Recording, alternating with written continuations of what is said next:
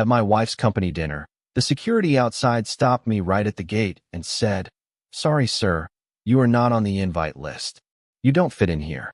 I tried to explain to them that my wife was the CEO, but they wouldn't back down. When my wife showed up after 20 minutes, she instructed them to throw me out immediately if I wasn't on the guest list.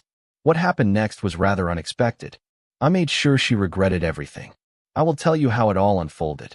First, let me quickly thank you for your continuous support. This means a lot to us. If you enjoy the stories we share, kindly subscribe to this channel. It will be great if you can leave a comment on which city you are watching from. We might just give you a shout out in our next story. Today's special shout out goes to Anna Kelson from New York. We are glad you enjoy our stories. Now let's go deeper into the story. I was born into legacy, but not the kind that screams from magazine covers or glitters on red carpets. Ours was a quiet empire. Industrial logistics, real estate, and distribution lines that snaked through cities and ports like unseen veins. My grandfather built the bones, my father added the flesh, and I was supposed to carry it forward. That was the plan. But like most plans crafted in the minds of old men, it didn't account for love. Or more precisely, for her. When I met Celeste, she was working at a regional conference. Sharp suit, sharper tongue, and a spark behind her eyes that made me forget how cold the room was. I didn't fall for her like some schoolboy. No, I studied her, admired her, and finally, trusted her, enough to hand her the keys to the kingdom. My father didn't approve at first. He thought I was giving up too much too fast. "It's one thing to marry a woman," he warned, his voice rough with age. "But it's another to hand her your name, your company, and your future before she's proven herself." But Celeste had proven herself, or so I thought. She worked circles around my board, dissected profit-loss statements like surgery, and within a year of marrying me, she was taking meetings my father used to lead. The board admired her. Investors trusted her. She wasn't just my wife. She became the face of our empire. So when my father passed, he left the company to her, but not without a clause. Buried in the third section of the will, in language as dry as desert bone, was the line that would later save me. In the event of divorce, full control of the company reverts to my son, Elijah Harper. I never told her about the clause. I didn't think I needed to. At the time, I believed in her more than I believed in myself. I was content staying in the background, supporting her, shielding her, loving her. There was something thrilling about watching the woman you love become powerful. I didn't mind that the media started calling it her company, or that board members eventually began going to her before me. I thought, this is what partnership looks like. But slowly, quietly, the air between us changed. She stopped asking for my opinion. Meetings ran late more often. Her tone with me grew clipped, dismissive. I chalked it up to stress, to pressure. I told myself that power changed people, but love was strong enough to survive the adjustment. I clung to that belief like a man gripping the edge of a cliff. There were signs, of course. The way she'd introduce me at company functions. "This is Elijah, never my husband." Her friends shifted too, replacing our old circle with polished couples who shared more in common with Forbes covers than family. At dinners, I'd sit silently while conversations swirled around stock prices, gallery openings, and board reshufflings. No one asked me about the company I once helped build. They didn't even realize it had my name etched in its origin. I became something of a novelty, a kept man. They'd joke, though never to my face. One time at a cocktail event, I overheard someone say, "He's lucky she took him along for the ride." I laughed it off then, but it scraped something raw inside me. Still, I stayed. Because when you've invested years into a person, into a dream you thought was mutual, you don't just walk away when it gets uncomfortable. You try harder. You give them the benefit of the doubt. I thought maybe she'd come back to me, the version of her that used to ask how my day was or sneak into my study with a glass of whiskey when I worked too late. I thought maybe, if I could just be patient, she'd remember that I was more than the man who shared her bed. I was the one who gave her the throne. But memories can be fragile, and hers seemed to be eroding faster than mine. Then came the gala, the one marking her 10 years as CEO, a milestone she credited to her grit, her strategy, her brilliance. There was no mention of the family she married into, no nod to the foundation that allowed her ascent. The invitations went out, Interviews were scheduled, and my name wasn't even listed in the brochure as a co-founder, spouse, or attendee. I noticed it, but didn't say anything. I didn't want to be petty. I told myself it was an oversight. Just another moment of forgetfulness in a string of forgettings. I still got dressed that night. Pressed shirt, tailored blazer, even shined my shoes. I looked in the mirror and whispered, "She's just busy. She still loves you." That was the last lie I told myself before it all unraveled. Looking back now, I realize how long I'd been living in denial.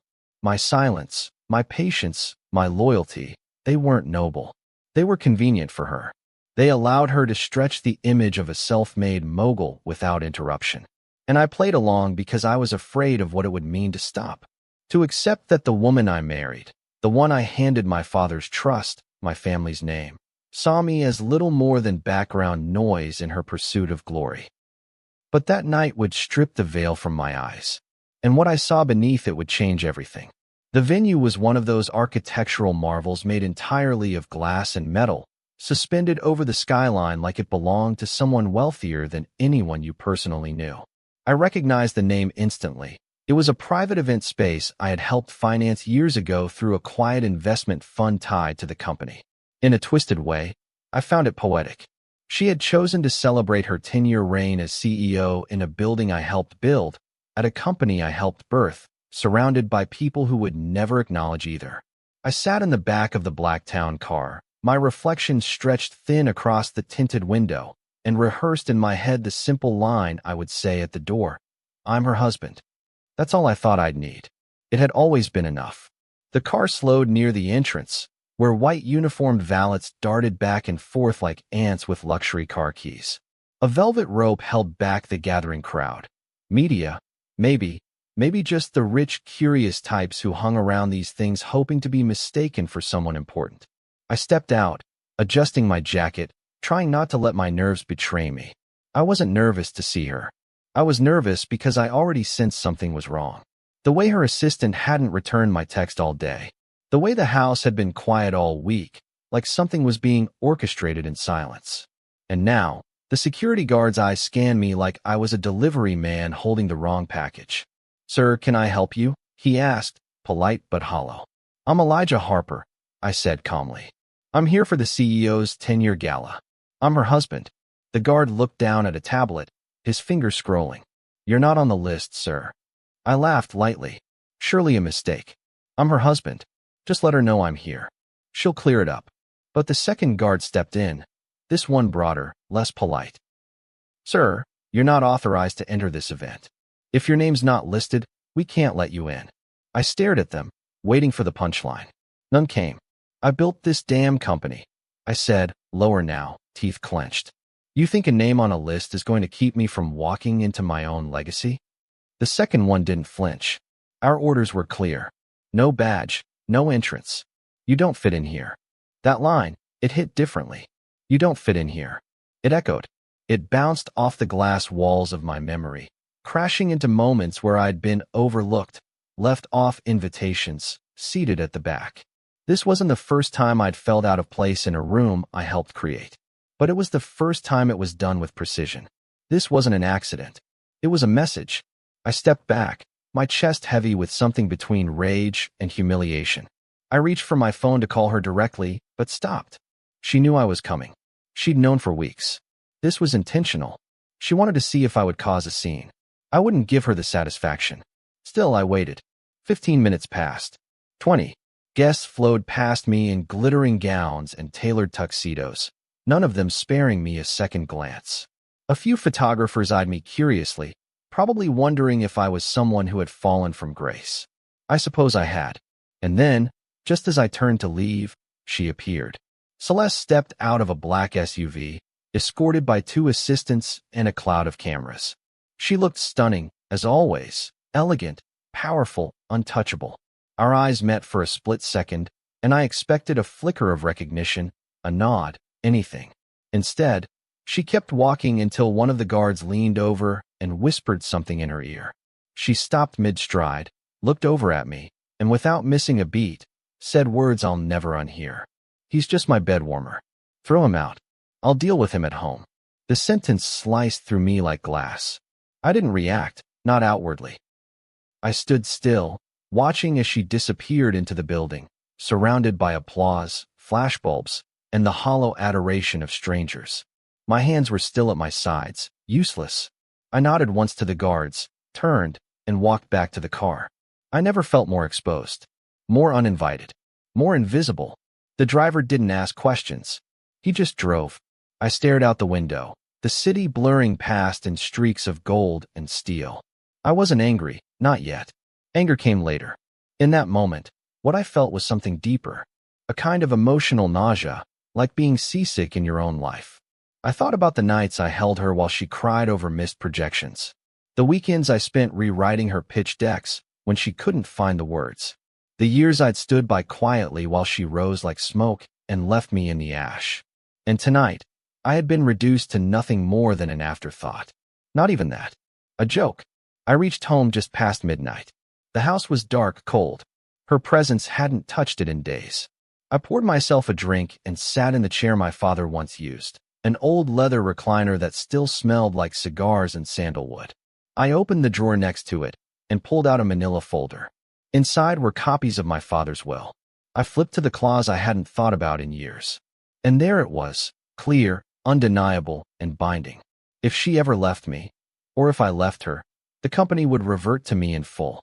At that moment, something inside me solidified. A stillness. I didn't cry. I didn't rage. I just made a decision. I called the lawyer. Told him I needed the divorce paperwork drawn up immediately. I wanted it served in the morning. No ceremony. No warnings. Just the truth, delivered like a letter bomb on her marble doorstep. By the time she came home hours later, tipsy from celebration and full of fake affection, I was already done pretending. But I smiled. I kissed her on the cheek. I asked if she had fun. She told me it was a blur, that she'd barely noticed I wasn't there. I nodded, let her talk. Let her sink deeper into her comfort. She had no idea the storm was already rolling in. She came through the door just after 2 in the morning, heels in one hand and phone in the other, laughing at some text I wasn't meant to see. The sound of her voice, sharp, high, and unbothered, bounced off the hallway walls like she owned every inch of the space. Maybe she did, in her mind. She didn't even realize I was still awake, sitting silently in the shadows of the living room with nothing but a half-empty tumbler of bourbon and the ghost of a man I used to be. She walked past me without looking, dropped her shoes at the base of the stairs, and muttered, "You left early."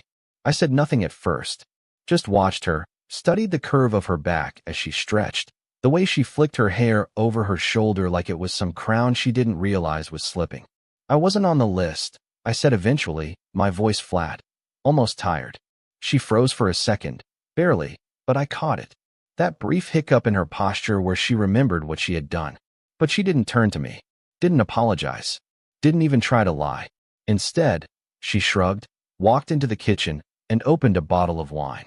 It was a corporate event. We had limited seating, she said casually, as if I were some distant cousin hoping for a spare ticket. I let her speak, let her pretend.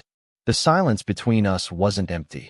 It was full, thick with every unspoken word and unrealized betrayal that had stacked up over the years like invisible debts. She poured a glass and leaned against the counter, eyes scanning me with the same dismissive calculation she used on subordinates. "You could have messaged me. I would have come out," she added, like she was offering me some delayed courtesy. I gave a small nod, not out of agreement, but because it was the only thing I could do to stop myself from laughing. Come out and do what? Spit on me to my face instead of through a guard? I didn't ask. She wasn't worth the effort tonight. No, tonight was for closure. Tonight was for watching her burn her last bridge without even knowing she'd stepped onto it. "I'll handle it at home," I repeated, echoing her words from the gala. Her head jerked slightly at that. Maybe because hearing her own cruelty mirrored back to her made it real. But again, no apology. Just another deflection. "Don't make this about you, Elijah. The night was important for me. You know how much I've worked for this." And that's when it hit me, not just the words, but the weight behind them. You know how much I've worked for this. Not we. Never we. It had always been her journey in her mind, even when I was the one holding the map, paying for the gas, and clearing the roadblocks. I stood, walked to the kitchen slowly, not threateningly, just deliberately. I wanted her to see my face. I wanted her to look into the eyes of the man she'd mistaken for furniture and realize that what doesn't bleed, but men do. You're right, I said softly. You've worked hard, and I've let you shine. But you crossed a line tonight. Not just with me, but with everything we ever built together. Her brow furrowed, wine glass frozen midair. What line? She asked, genuinely confused. And that's when I knew she didn't just forget the marriage. We'd never even been in the same one. Hers was a power alliance. Mine was love. I didn't answer. I just turned and walked upstairs. She didn't follow. She stayed down there sipping wine and texting God knows who, probably laughing about me to some friend who saw me get turned away. And that was fine. Let her laugh. I'd made the call hours ago. The lawyer had everything. The paperwork was prepped, the clause activated, the timing secured. I didn't need to yell. I didn't need to sleep on the couch or bang fists on countertops. That kind of noise was for people still trying to win. I had already surrendered the fantasy. Now, all that remained was execution. Lying in bed beside her that night felt surreal. Her back was turned, her breathing soft and even, like she hadn't just publicly humiliated me in front of hundreds. Like she hadn't reduced me to a bed warmer in a room full of people who once shook my hand and thanked me for building the very foundation she now stood on. I didn't touch her, didn't even pull the blanket up when she kicked it off. I stared at the ceiling, counting the things I gave up for her, my name on the company letterhead, my position on the board, my father's pride. And now, even my presence was a joke to her. That's what stung the most. Not that she changed, but that she made me feel foolish for ever believing she wouldn't. Sleep never came. At dawn, I got dressed, made coffee, and waited for the knock. When it came, sharp and businesslike, she was still in her robe, hair tied up, makeup free. She opened the door, expecting maybe a delivery or a neighbor. Instead, the courier handed her the thick envelope, nodded, and left without a word. She turned around slowly, brows furrowed. "Elijah," she called out, her voice unsure now, softer than I'd heard in weeks. I met her in the hallway and took a sip of coffee. "What is this?" she asked, flipping through the packet. "You're joking, right?" I shook my head. "No, I'm done." "Done?" she echoed, like she didn't understand the word. "This is a divorce notice. You filed for divorce." I nodded. "And per my father's will, the company reverts to me immediately. You'll receive a separate notice from the board before noon." She dropped the papers onto the floor, mouth parted, disbelief swimming in her eyes. "You can't do this." "You already did," I said, voice steady. "When you told them I was just your bed warmer. When you chose public respect over private love. When you forgot who built the life you're standing on." She reached for my arm, but I stepped back. "Elijah, please. We can talk about this." I didn't mean." "You meant every word," I interrupted. "That's what makes this easy." She was still standing there when I walked into the kitchen and finished my coffee, the papers lying like shattered glass across the tile. The storm had arrived, and this time, I wasn't the one caught in the rain. By noon, the silence in the house had turned violent, not through shouting or breaking plates, but through the heavy, cloying stillness of two people realizing the war had already begun, and one of them was losing. Celeste sat on the edge of the couch, barefoot, robe still on, the divorce papers open in front of her like a crime scene she couldn't explain. Her phone buzzed every few minutes, texts from board members, assistants, maybe even reporters. She didn't answer any of them. She just sat there, hunched over like her spine couldn't carry the weight of what she'd ignored for too long. Meanwhile, I stood by the window, watching the autumn leaves swirl across our circular driveway. Each falling leaf felt like a quiet verdict. Decisions made, consequences unraveling. The board email went out by 10:30, just like the lawyers promised. The clause was real, binding, and now activated. The company's legal team had confirmed receipt, and per the language in the trust, all executive power reverted to me, effective immediately. It wasn't just her job she lost, it was her control, her identity. For 10 years, she had built herself into the image of a corporate queen, a self-made powerhouse. And now, with a single clause my father wrote over a decade ago, the illusion was shattered. I wasn't cruel about it. I didn't gloat or rub it in. But I didn't offer comfort either. She had severed that line when she let strangers laugh at me as though I were nothing. When she stood by while her security escorted me off the premises of my own legacy, I realized there was no marriage left to protect, just pride masquerading as partnership. She finally looked up at me, her eyes red, voice cracked. "You blindsided me, Elijah," she said. "I was drunk. I was trying to make an impression. I didn't mean what I said at the gala." I nodded slowly, letting her have her say. But it wasn't the words that had cut me. It was the tone. That effortless dismissal in front of cameras and colleagues. The readiness with which she reduced me to a footnote. "You didn't have to go nuclear," she added, gesturing at the papers. "We could have talked." I wanted to laugh. Talk? She'd spent the last 5 years walking past me like I was an antique lamp. Decorative, irrelevant, and easily replaced. Now she wanted conversation? "You fired the first shot," I replied, my voice even. "You just didn't realize how far it would echo." She stood abruptly, her hands clenched. "You think you're some kind of hero now? Taking everything back like you're owed something?" I tilted my head, studying her. I was owed something, respect.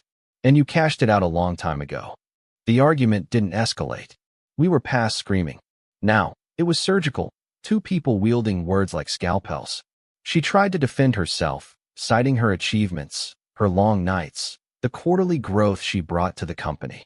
I didn't deny any of it. "You did build something," I said. "But you forgot whose foundation you were standing on. And now it's mine again." By late afternoon, the fallout began spreading beyond our home. A few board members called me directly, relieved. Some admitted, in careful language, that they'd been uncomfortable with her recent decisions, the spending, the PR focus, the quiet pushing out of longtime executives. "We always knew she was ambitious," one said. But somewhere along the way, she stopped listening. I didn't agree or disagree. I wasn't looking to bury her. I just wanted control returned to the family line where it had always belonged.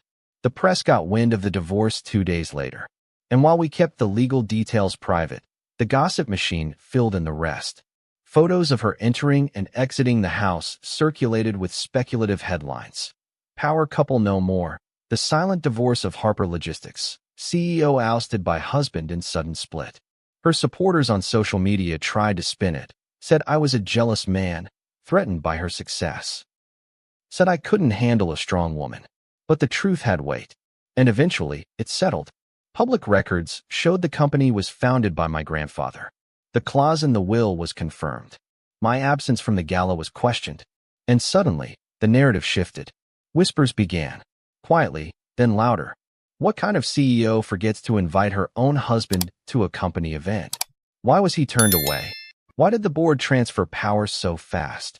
The court of public opinion is fickle, and while I didn't seek revenge, I didn't stop it when the tide turned in my favor. Celeste didn't speak to me for 3 days after that. She stayed in the guest room, her pride unraveling one social media post at a time. I saw her pacing through the upstairs hallway, phone pressed to her ear, voice shaking in whispered arguments. She was trying to salvage something, connections, endorsements, perhaps even another job. But it was clear now.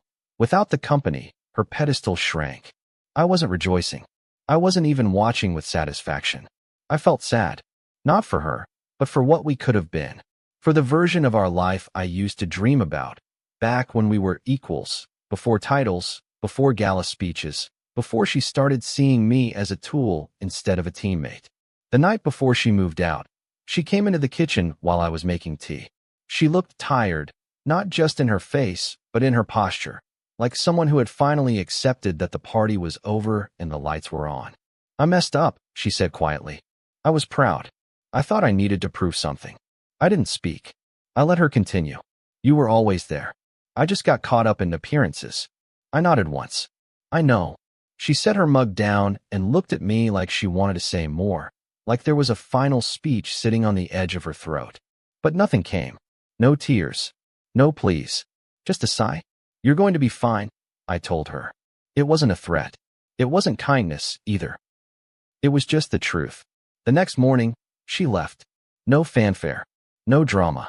Just a black SUV pulling out of the driveway with the woman I once loved sitting in the back, her silhouette reflected in the same tinted window that once held mine. I stood by the window until the car disappeared.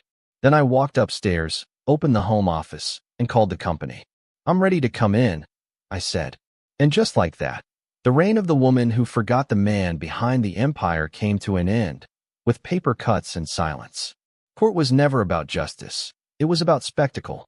And Celeste, for all her business savvy, had always loved an audience. She walked into that courtroom like it was a boardroom, like she still owned something, like her name carried weight even after the ink had dried on her exit documents. But what she hadn't anticipated was how quiet power looks when it's returned to the person who earned it. I didn't show up in a fury or with an entourage.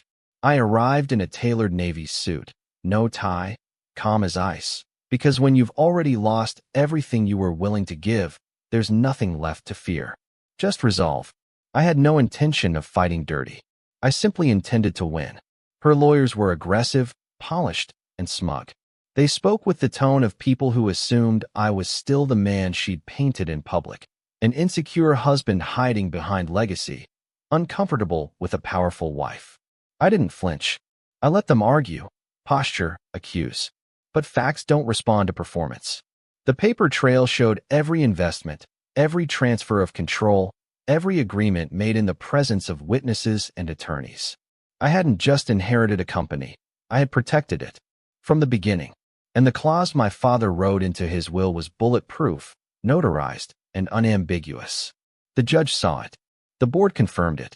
There wasn't even room for interpretation. Celeste sat beside her lead counsel with her chin slightly raised, the same way she used to in shareholder meetings when someone asked a question she deemed beneath her. But her eyes kept flicking toward me, searching for something, maybe a crack in my confidence, a plea for reconciliation. She didn't find it. Because what she didn't understand, what she still didn't understand, was that this wasn't about the company anymore. This was about self-respect, about drawing a line between loving someone and enabling their delusions. She had mistaken my silence for submission. But silence is often just preparation. The courtroom battle lasted 3 weeks. Every day was a new theater of misdirection. Her lawyers tried to argue that she had contributed intellectual property, that the company had grown under her leadership, that her image alone had driven its expansion. All of it may have been partially true. But the foundation? That was mine. The legacy? Mine. The shares? Transferred under marital trust, but always conditional. My legal team never raised their voices. They didn't need to. The facts did the work. And eventually, even the judge leaned back in his seat and asked, "Ms. Harper, did you not read the trust clause before signing it?" Her pause said more than any testimony could. After the final hearing, she followed me into the hallway. The cameras were gone. Just her heels clicking against the marble floor, echoing like regret. "You think you've won, don't you?" she said, low and sharp. I turned, met her eyes, and nodded once. I didn't win. I just reclaimed what should never have been lost. Her face twisted, caught between fury and something that almost looked like grief. "You're going to ruin my reputation," she whispered. "They'll say I was nothing without you." I considered that. Then I said, "That was your choice when you tried to erase me." She didn't speak after that. She walked away slowly, her steps less confident now, her posture slouched just enough to betray the exhaustion I knew she'd never show in public. I watched her go, not with joy or satisfaction, but with closure. I didn't hate her. Not anymore. Hate requires emotional investment. What I felt now was release. For years, I had carried the weight of our image, our success, our supposed partnership. I thought that protecting her shine meant dimming mine. But it doesn't work that way. True love doesn't demand invisibility. It doesn't shrink one person to elevate the other. Back at the company, the transition was swift. The board welcomed me not with celebration, but with quiet relief. Several executives admitted privately that they'd felt sidelined under her reign, that the culture had shifted from collaborative to performative. "We were afraid to speak up," one said. Everything had to revolve around her brand. I didn't make promises. I made changes. The first week, I reinstated old operational leads, cut bloated marketing budgets, and removed the in-house PR team she had built more for self-promotion than strategy. The company didn't need a queen. It needed a steward. And I intended to be exactly that. The media did what they always do. spun half-truths into headlines. Some called me cold. Others called me cunning. A few tried to frame it as a tragic love story turned corporate feud. I didn't respond. I didn't give interviews or issue statements. The only public message I released was a simple letter to shareholders reaffirming our commitment to core values and sustainable growth. Behind the scenes, I quietly fired the security personnel who had turned me away at the gala, not out of revenge, but because anyone willing to humiliate the founder of a company at the command of ego had no place in the kind of environment I wanted to rebuild. Some nights, alone in the office long after the staff had gone home, I would sit with the lights low and think about how it all played out. The years of sacrifice, the slow corrosion of respect, the moment at the gate when two men who didn't even know my name decided I wasn't worthy of entering the world I helped build. It wasn't just betrayal. It was erasure. And the worst part? I had let it happen, one compromise at a time, until I no longer recognized myself in the mirror. That was the real war. Not the court filings or public optics, but the internal one. The battle between who I became to keep her and who I had to become to reclaim myself. By the end of the quarter, profits were up. Morale had stabilized.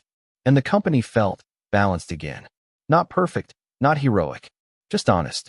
One of the board members invited me to dinner, said he admired how I handled everything with dignified restraint. I appreciated the sentiment, but the truth was simpler. I didn't burn the house down because I still lived in it. I just took back the keys. Peace didn't come with a parade. It arrived quietly, through small moments, quiet rooms, and a house that finally felt like mine again. The silence, once oppressive, became a comfort. No more clipped conversations over wine. No more eyes rolled behind glass screens. No more pretending. After Celeste moved out, I spent 2 full weeks rearranging the furniture. Not because I wanted to redecorate, but because I needed to remind myself this space was mine. I painted over the soft gray walls she had insisted on, choosing a warmer, earthier tone that reminded me of my father's study. I packed her designer books back into boxes, the ones she never actually read but displayed like trophies. And in their place, I shelved photos of my parents, old travel journals, framed documents of the company's original charter, things that mattered again. Rebuilding wasn't just about business, it was about identity. And mine had been muted for far too long. I didn't rush into anything after the divorce. Not new relationships, not public events, not even celebration. I didn't feel like I had won. I felt like I had survived. There's a difference. People always talk about freedom like it's some euphoric explosion, but in truth, it's more of a quiet unshackling. You start noticing how deeply tired you've been, how many things you tolerated that chipped away at your dignity, how often you chose silence when you should have stood firm. Healing wasn't loud. It came through Sunday mornings spent alone on the porch with black coffee, through early walks before the city stirred, through the realization that I didn't need to prove anything to anyone anymore. Especially not to someone who once called me her bed warmer in front of strangers. A year later, I met someone new. Her name was Lena. She wasn't in the corporate world, didn't care about profit margins or gala invites. She worked as a curator for a small community museum and had an honest way of listening that felt radical in a world obsessed with talking. I didn't tell her about the company at first. I wanted someone who saw me before they saw my legacy. And she did. Our connection grew not through fireworks, but through consistent sparks, quiet, steady, and rooted. She asked about my past without turning it into a performance. When I finally told her everything, she just nodded and said, "That must have hurt like hell." It was the most validating sentence I'd heard in years. With her, I didn't feel like a title or a transaction. I felt like a man.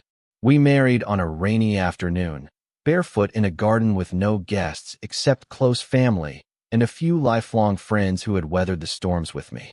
There were no photographers, no viral posts, no brand sponsorships. Just vows, real ones. Ones that acknowledged flaws and made space for growth. She didn't need me to be powerful. She needed me to be present. And that changed everything. The house became a home again. Laughter returned to rooms that once echoed with silence. And for the first time in years, I looked in the mirror and didn't see the hollow-eyed man waiting to be acknowledged. I saw someone whole. As for the company, I didn't just take it back. I transformed it. I dismantled the hierarchy she had built that rewarded appearances over contributions.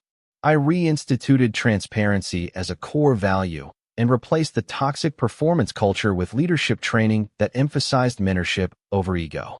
We started investing in employee wellness, mental health programs, and leadership pipelines for underrepresented voices. The change wasn't immediate, but it was consistent. And the effect was tangible. The workplace became lighter, sharper, more efficient. We didn't just grow in profit, we grew in purpose. And that was something no spreadsheet could capture. Every so often, I'd hear about Celeste. She had started consulting, tried to launch her own firm, but it never quite took off. Some said she struggled to regain her footing. Others said she was rebranding. I didn't keep tabs. I didn't need to. The past had done its damage, and now it had done its work. She sent a letter once, not an apology, not exactly. More of a reflection. She wrote, "I see now how ambition can twist love into leverage. I'm sorry for the part of me that didn't know how to hold you right." I read it twice. I didn't respond. Some stories aren't meant to be reopened, only closed with grace. The final piece of the rebuild came not with a business win or romantic moment, but through something far quieter. I was in the office late one evening, sorting through old files in a forgotten cabinet, when I found a handwritten note from my father.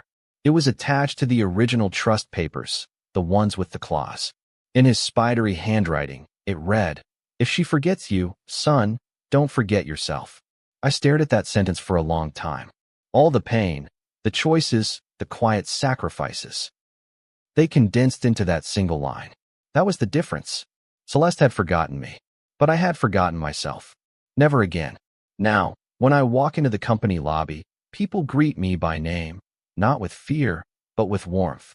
My presence is no longer a symbol of disruption, but of return.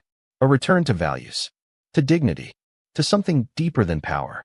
I know now that success means nothing if it costs your self-worth.